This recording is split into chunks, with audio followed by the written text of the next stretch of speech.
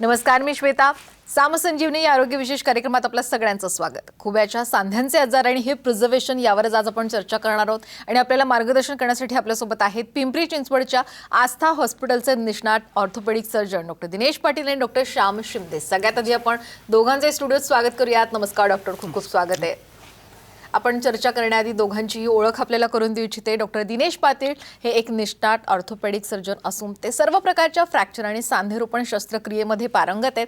त्यांनी असंख्य सांधेरोपण शस्त्रक्रिया यशस्वीपणे करून रुग्णांना वेदना विरहित सांधा दिलेला आहे. ते एक उत्तम संघटक, निष्णात प्रशासक आहेत. तसंच अनेक ऑर्थोपेडिक संघटनांमध्ये सुद्धा ते सक्रिय आहेत. तर डॉक्टर श्याम शिंदे हे उच्च दर्जाचे ऑर्थोस्कोपी सर्जन आहेत. त्यांनी गुडघा, खांदा, खुबा यावर असंख्य शस्त्रक्रिया दुर्बिणीद्वारे केलेल्या आहेत. ते ऑर्थोस्कोपी आणि हे प्रिझर्वेशनचे ज्ञान आणि कौशल्य भारतीय ऑर्थोपेडिक सर्जनमध्ये रुजवण्यासाठी अनेक परिषदा, कार्यशाळा यामध्ये ते मार्गदर्शन करत असतातच. त्याच पद्धतीने ते डॉक्टरांच्या अनेक संघटनांचे पदाधिकारी म्हणून सुद्धा काम करतात, कार्यभार पाहतात. यानंतर आस्था हॉस्पिटलविषयी सुद्धा जाणून घेणार आहोत. आस्था हॉस्पिटल हे पिंपरी चिंचवडमधील एक नामांकित असं 30 बेडचं सुसज्ज रुग्णालय आहे. जागतिक दर्जाचे उपचार रुग्णांना परवडेल अशा किमतीमध्ये मिळावेच हे ध्येय समोर ठेवून आस्था हॉस्पिटलची ही स्थापना करण्यात आली आहे. 2015 मध्ये प्रगत तंत्रज्ञानासह रुग्णालयाची क्षमता सुद्धा वाढवण्यात आली.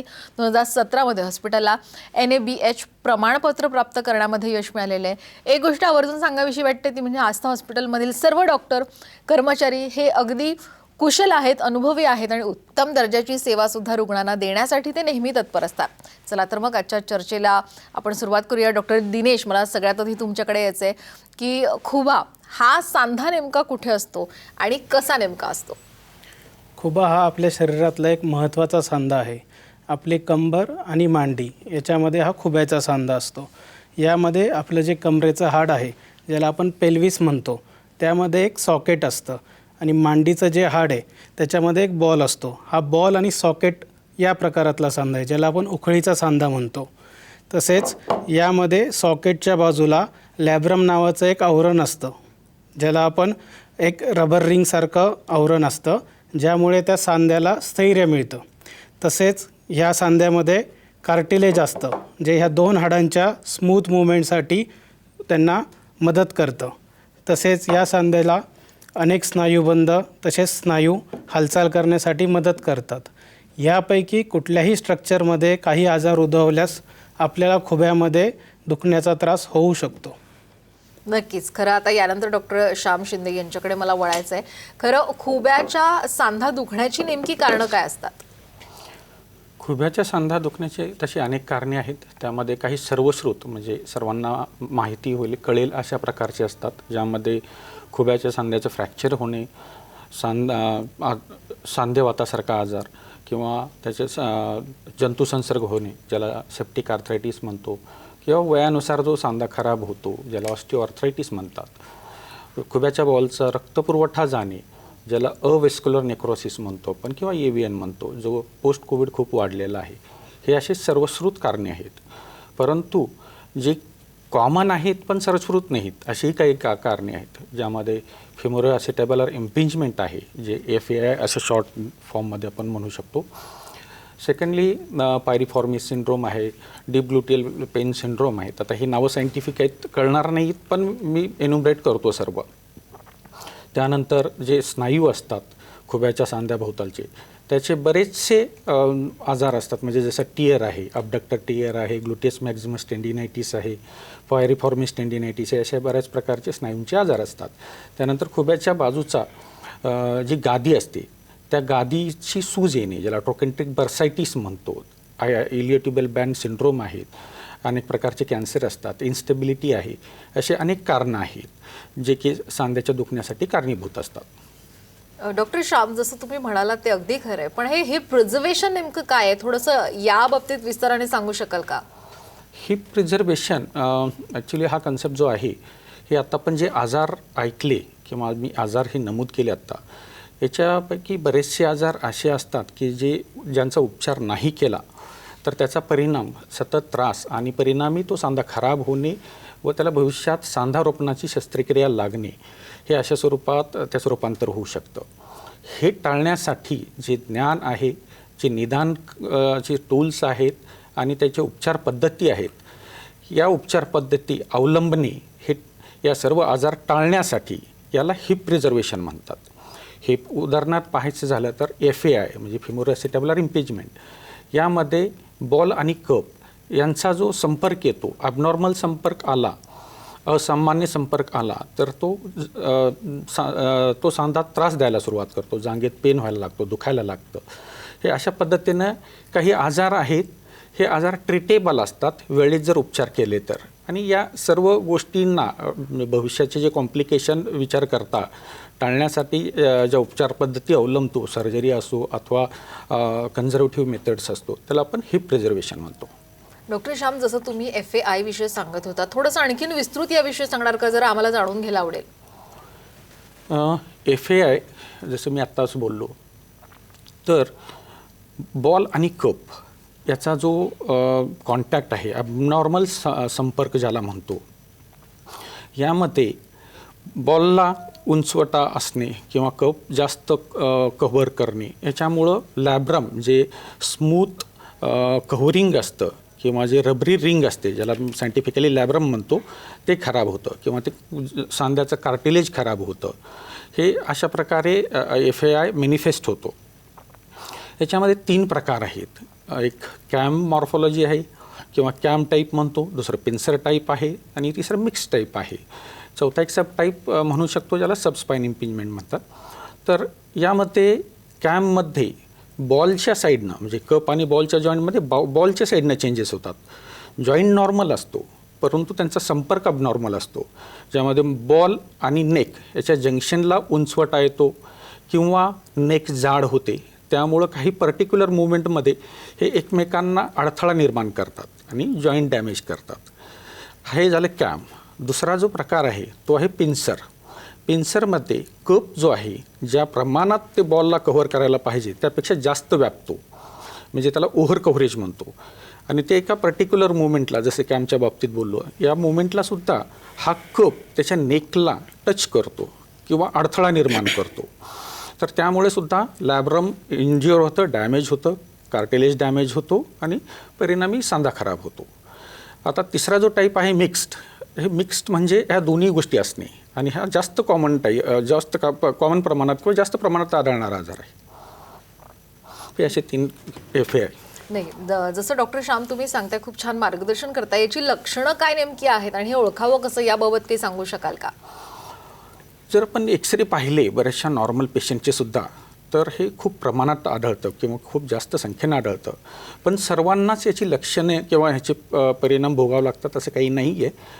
बऱ्याचशा पेशंटमध्ये असिम्प्टोमॅटिक असतात, म्हणजे त्याच्यामध्ये काही लक्षणं नसतात किंवा पेन नसतो. पण ज्यांची ॲक्टिव्हिटी लेवल जास्त आहे, उदाहरणार्थ खेळाडू, त्यामध्ये हा प्रामुख्याने जास्त आढळतो. यामध्ये जांघेत दुखणे किंवा बटकमध्ये पेन होणे किंवा मांडीत दुखणे, विशेषतः अशा क्रियांना, जसे की आपण बसून उठतेवेळी किंवा जास्त वेळ बसलं किंवा कारमधून बसून उतरतेवेळी किंवा बसतेवेळी, दुचाकीवर पाय टाकतेवेळी, फुटबॉलसारख्या खेळामध्ये जेव्हा किक मारतो अशा वेळी हा जास्त त्रास देतो. आणि जसं जसा आजार हा पुढं जातो तसं तसं प्रत्येक प्रक्रियेला ते दुखायला लागतं. बऱ्याच वेळा हे पेशंट म्हणजे जांघेत पेन किंवा जांघेत दुखणं याऐवजी कंबर दुखते किंवा गुडघा दुखतो म्हणून प्रेझेंट होतात. अशा कंडिशनमध्ये काय होतं की आपण हे याच्या दुखण्याचे कारणं शोधण्यासाठी मणक्याचे किंवा खुब्याचे बरेचशा टेस्ट करत राहतो आणि ज्याचं जे कारण आहे त्याचं निदान सापडत नाही. डॉक्टर दिनेश, मला आता तुमच्याकडे यायचं आहे की या आजाराचं निदान नेमकं कसं केलं जातं हे आम्हाला जाणून घ्यायचं आहे. कुठल्याही आजाराच्या निदानासाठी सगळ्यात महत्त्वाचं आहे एक शारीरिक तपासणी. आम्ही ॲज अ डॉक्टर पेशंटची फिजिकल एक्झामिनेशन करतो, ज्यामध्ये आपण खुब्याच्या दुखण्यासाठी इतर जे आजार आहेत की ज्यामुळे खुब्यामध्ये दुखू शकतो त्या देखील आपण तपासण्या करतो, ते रूल आऊट करतो. आणि जेव्हा आपण खुब्याची एक तपासणी करतो ज्यामध्ये झोपलेल्या अवस्थेत मांडीचे हाड 90 अंशामध्ये जेव्हा आपण फ्लेक्स करतो आणि पाय जेव्हा बाहेरच्या बाजूला फिरवतो, तेव्हा जर तुम्हाला जांघेमध्ये वेदना होत असतील याचा अर्थ तुम्हाला FAI असण्याची शक्यता आहे. म्हणजे नॉर्मल माणसामध्ये साधारणतः 20 अंशापर्यंत आपला पाय बाहेर जाऊ शकतो, पण ज्यांना FA आहे त्यामध्ये ही जी मूवमेंट आहे ही करताना त्रास होतो. अशा प्रकारे आपण फिजिकल एक्झामिनेशनमध्ये हे सर्व चेक करू शकतो. नक्कीच या विषयी आणखीन सुद्धा चर्चा आपण डॉक्टरांशी करणार आहोतच, पण वेळ झाली एका छोट्याशा ब्रेकची. आपण कुठेही जाऊ नका, पाहत रहा सामसंजीवनी.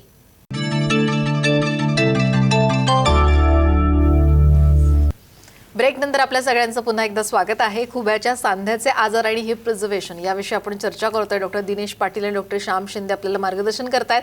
आपण आता डॉक्टर दिनेश यांना प्रश्न विचारूयात की सर, याच्या पुढे आपण इतर काही टेस्ट किंवा चाचण्या करता का? एक्सरे, MRI असं काही सांगू शकाल? निश्चितच या आजारामध्ये आपण सर्वात प्रथम जी बेसिक तपासणी आहे तो म्हणजे एक पेल्विसचा एक्सरे, ज्यामध्ये आपल्याला बरीच माहिती मिळू शकते. यामध्ये खुब्याचा जो आकार आहे, म्हणजे आपण मगाशी चर्चा केल्यामुळे सॉकेट आणि कप यामध्ये काही मिसमॅच आहे का? म्हणजे कधी कधी कपचा आकार मोठा असल्यामुळे तो खुब्याच्या बॉलवरचा जास्त एरिया व्यापतो, त्यामुळे खुब्याच्या हालचालीवर मर्यादा येते. किंवा सॉकेट लहान असेल आणि खुब्याचा बॉल मोठा असेल, त्यामुळे देखील आपल्याला हालचालीवर मर्यादा येऊ शकते. किंवा आपण जे इम्पिंजमेंटचा जो विचार केला की ज्यामध्ये सॉकेट किंवा खुब्याचा जो मानेकडचा म्हणजे फिमर नेकचा जो भाग असतो त्यामध्ये हाडाची काही वाढ झालेली आहे का, की जी ती सांध्याची हालचाल होताना त्या वाढलेल्या हाडामुळे आपल्या हालचालीवर मर्यादा येते, हे आपल्याला एक्सरेवर कळू शकतं. त्यानंतर हाडाच्या वरचं जे आवरण आहे कार्टिलेज, ते डॅमेज झाल्यामुळे जेव्हा सांध्याची झीज होते, हे जेव्हा ॲडव्हान्स पद्धतीचा ऑस्टिओआर्थरायटिस असतो तो देखील आपण एक्सरेवर बघू शकतो. त्यानंतर इम्पिजमेंटमुळे शेजारच्या हाडामध्ये काही चेंजेस आहेत का, ज्याच्यामुळे हाडामध्ये सिस्ट किंवा एक प्रकारचा खड्डा तयार होतो, ते देखील आपण एक्सरेवर बघू शकतो. तसेच खुब्याच्या बाहेरील जे स्ट्रक्चर्स असतात, उदाहरणार्थ अँटेरो इन्फेरियर इलियाक स्पाईन, की ज्याची वाढ झाल्यामुळे जो बॉलची जी मूवमेंट आहे त्याला काही अडथळा निर्माण होतो का, ज्याला आपण सबस्पाईन इम्पिजमेंट पण म्हणतो, हे देखील आपल्याला एक्सरेवर समजू शकते. त्यामुळे एक्सरे एक बेसिक तपासणी आहे ज्याच्यावर आपल्याला भरपूर सारी माहिती मिळते. दुसरी तपासणी म्हणजे MRI. MRIचा उपयोग आपल्याला या सांध्यामध्ये इतर काही आजार आहे का, की ज्यामुळे आपल्याला खुब्यामध्ये दुखत आहे. उदाहरणार्थ आता कोविडनंतर अवॅस्क्युलर नेक्रोसिसचं प्रमाण बरंच वाढलेलं आहे लोकांमध्ये, ज्यामध्ये खुब्याच्या बॉलचा रक्तपुरवठा कमी झाल्यामुळे खुब्यामध्ये आपल्याला दुखण्याला सुरुवात होते. हे ग्रेड 1मध्ये आपल्याला MRIवर दिसू शकते, जे की आपल्याला एक्सरेवर दिसत नाही. त्यानंतर इतर काही इन्फेक्शन किंवा इतर जे आजार आहे आणि लॅब्रमला झालेली जी इंजुरी आहे, म्हणजे सॉकेटच्या वरचा जो कुर्चा आहे की ज्याच्यामुळे इम्पिंजमेंटमुळे तो फाटतो, तो आपल्याला MRIवर दिसतो, तो आपल्याला एक्सरेवर दिसत नाही. आणि तिसरी तपासणी म्हणजे CT स्कॅन. CT स्कॅनचा उपयोग प्रामुख्याने आपल्याला ऑपरेशनपूर्वी हाडाचा किती भाग वाढलेला आहे आणि तो किती काढला पाहिजे याचं प्लॅनिंग आपण CT स्कॅन बघून करू शकतो. त्यामुळे निश्चितच या 3 तपासण्या फार महत्त्वाच्या आहेत. नक्कीच. डॉक्टर श्याम, तुम्हाला मला विचारायचं आहे, मगाशी तुम्ही म्हणालात की हा आजार खूप कॉमन आहे, पण मग या आजाराचं निदान का होत नाही? या आजाराच्या निदानासाठी कुठलीही ठोस 100% गॅरंटीड अशी टेस्ट नाही, जसे की CT स्कॅन किंवा MRI. आता डॉक्टर पाटीलने सांगितल्याप्रमाणे MRI हा आपण इतर आजार रूल आऊट करण्यासाठी वापरतो. हा आजार बहुतांशी डॉक्टरांच्या तपासणीवरती निदान होतो आणि याला कोरिलेट करायला लागतं एक्सरे फाइंडिंगसोबत. त्याच्यामुळं इन्व्हेस्टिगेशनचा रोल याच्यामध्ये सपोर्टिव्ह आहे आणि मेन निदान जे आहे हे फिजिकल तपासणीवरती अवलंबून आहे. दुसरी जी गोष्ट आहे की अवेअरनेस आणि नॉलेज. या आजाराचं अवेअरनेस आणि नॉलेज ह्या दोन्ही गोष्टी कमी असल्यामुळे बराच वेळा पेशंट्स किंवा बरेच लोक ज्यांना हा आजार आहे ते अंगावरच काढतात किंवा ते निदान होत नाही लवकर. हे मेनली हे 2 कारणं आहेत ज्यामुळं हा आजार निदान होण्यास कठीण जातो. बरोबर आहे. डॉक्टर दिनेश, खरं तर आजाराच्या उपचार पद्धतींविषयी मला जाणून घ्यायचं आहे. काय आधुनिक तंत्रज्ञान कशा पद्धतीचं सध्या उपलब्ध आहे? नाही, या आजाराचा जर आपण विचार केला, जर तुम्ही सुरुवातीच्या काळात जर डॉक्टरांकडे आले आणि तपासणीवर जर तुमचा आजार हा प्राथमिक स्वरूपाचा असेल आणि त्याच्यामुळे जर तुम्हाला जास्त काही त्रास नसेल, तर सुरुवातीला काही गोळ्या, औषधं, फिजिओथेरपी, ॲक्टिव्हिटी मॉडिफिकेशन आणि टार्गेटेड एक्झरसाइजेस याने आपल्याला निश्चितच फायदा होऊ शकतो. सेकंड स्टेप असते इंट्राआर्टिक्युलर इंजेक्शन, की जेव्हा आपण त्या खोब्यामध्ये काही इन्फ्लमेशन असेल किंवा सूज आलेली असेल काही स्ट्रक्चरला इम्पिंजमेंटमुळे, तर आपण खोब्यामध्ये एक इंजेक्शन देतो. त्या इंजेक्शननंतर तिथली सूज कमी झाल्यानंतर देखील पेशंटला आराम पडतो. पण जे स्पोर्ट्स पर्सन आहेत, ज्यांच्यामध्ये इम्पिंजमेंट ही जास्त प्रमाणात आहे आणि त्या इम्पिंजमेंटमुळे त्यांना त्यांच्या स्पोर्ट्समध्ये शारीरिक क्रिया करताना त्रास होतो, त्या लोकांसाठी मात्र ऑपरेशन हा एकमेव पर्याय आहे. आता हे ऑपरेशन आपण 2 पद्धतीने करू शकतो. एक म्हणजे कन्व्हेन्शनल ओपन पद्धतीने आणि दुसरी पद्धत म्हणजे दुर्बिणीद्वारे. अगदी बरोबर आहे. डॉक्टर श्याम, खरं तर FAI विषय मगाशी तुम्ही सांगत होतात, या शस्त्रक्रियेमध्ये नेमकं तुम्ही काय करता सांगू शकाल का? तर आत्ता सांगितल्याप्रमाणे 2 पद्धती आहेत. एक ओपन पद्धत, ज्यामध्ये आपण ओपन पद्धत म्हणजे जे इन्सिजन मोठं घेऊन आपण आतमध्ये जातो, आणि दुसरी जी आहे दुर्बिणीद्वारे आर्थ्रोस्कोपिकली. यामध्ये दुर्बिणीद्वारे जी शस्त्रक्रिया करतो, 2 पंक्चर होल असतात किंवा आपण त्याला की होल सर्जरीसुद्धा म्हणतो. या की होल सर्जरीमध्ये आपण मांडीच्या वरच्या भागात जेव्हा खोब्याच्या साईडला 2 होल बनवतो, दुर्बिणीद्वारे आपण सांध्याची पूर्णपणे तपासणी करतो, ज्याला इन्स्पेक्शन म्हणतो. या इन्स्पेक्शनमध्ये बऱ्याच वेळा काही आजार जे MRIवरती दिसत नाहीत किंवा तपासणीमध्येही आढळत नाहीत, अशा गोष्टी दिसू शकतात आणि त्या तिथल्या तिथं आपण ट्रीटही करू शकतो. दुसरी गोष्ट म्हणजे जे कॅम किंवा पिन्सर डॅमेज, ह्याच्यामुळं जो पॅटर्न तयार होतो आतमध्ये, तो सुद्धा आपल्याला कन्फर्म करता येतो, जेणेकरून मग ते फक्त कॅम ट्रीट करायचं आहे की पिन्सर लिजन ट्रीट करायचं आहे, यासाठी आपल्याला डिसिजन घेता येऊ शकतो. जे पिन्सर लिजन आहे किंवा जो कप आहे, जास्त व्यापतो बॉलला, तर तो पार्ट, व्यापणारा पार्ट आपल्याला ट्रिम करून 3 ते 4 मिलीमीटरनी कमी करावा लागू शकतो. त्यासाठी सुरुवातीला जो लॅब्रनचा भाग असतो तो डिटॅच करावा लागतो. हा पार्ट डिटॅच करून जो वॉल आहे, जो कपाचा पार्ट आहे, आपण तो ट्रिम करतो. परत तो लॅब्रम तिथेच ज्या ठिकाणी ओरिजिनल ठिकाणी होतं तिथं रिअटॅच करतो अँकरच्या साह्याने. जो कप बॉल आहे, हा बॉलचा जो एक्स्ट्रा उंचवटा असतो किंवा तिथं जे थिक झालेली, जाड झालेली नेक असते, जी इम्पिंज करत असते, तो भागही आपण ट्रिम करून त्याला लेवलमध्ये आणतो, जेणेकरून ही हालचाल मूवमेंट स्मूथ राहते, अडथळा विरहित होते. आता ह्या दुर्बिणीच्या ऑपरेशनचे फायदे असे की पेशंटला पेन होत नाही किंवा फार कमी होतो. इवन पेशंटला बऱ्याच वेळा ऑपरेशन केल्यासारखेही वाटत नाही. दुसऱ्या दिवशी किंवा तिसऱ्या दिवशी पेशंटला डिस्चार्ज देता येतो. अर्ली रिकव्हरी होते आणि कामावर तो लवकर रुजू होऊ शकतो. थर्ड गोष्ट म्हणजे ओपन सर्जरी, जी की आता ओपन सर्जरी म्हणजे हिप जॉईंट ही फार डीप सीटेड जॉईंट आहे. त्याच्यामध्ये जेव्हा ओपन सर्जरी करायची असते, स्किन इन्सिजन मोठं असतं, बऱ्याच मसल सेपरेट करून जावं लागतं, बॉलचा रक्तपुरवठा जाऊ नये याची काळजी घेऊन हे ऑपरेशन करायला लागतं. तर ह्या साऱ्या काही कॉम्प्लिकेशन्स होण्याची शक्यता असणाऱ्या गोष्टी आहेत, त्या आपल्याला दुर्बिणीच्या ऑपरेशनाद्वारे यथोचित टाळता येतात. नक्कीच. डॉक्टर दिनेश, तुमच्याकडे मला यायचं आहे की या ऑपरेशन नंतर रुग्णाला काही बंधनं असतात का? त्यांना काही व्यायाम वगैरे सांगितला जातो का?